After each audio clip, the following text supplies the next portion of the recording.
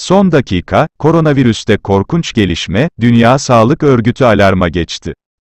Son dakika haberler, İngiltere Başbakanı Boris Johnson, ülkede daha hızlı yayılan yeni tip koronavirüsün, COVID-19 bir türünün ortaya çıktığını ve %70 daha hızlı yayıldığını aktardı.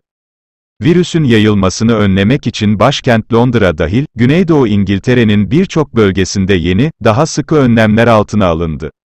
Dünya Sağlık Örgütü, DSÖ, ise, İngiltere'de ortaya çıkan yeni koronavirüs mutasyonuyla ilgili olarak yetkililerle, yakın temasta, olduklarını açıkladı.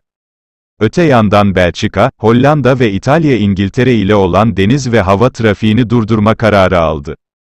Uzmanlar bu kısıtlamaların virüsün geçirdiği yeni mutasyonun Avrupa geneline yayılmasını engellemek için uygulandığını aktardı.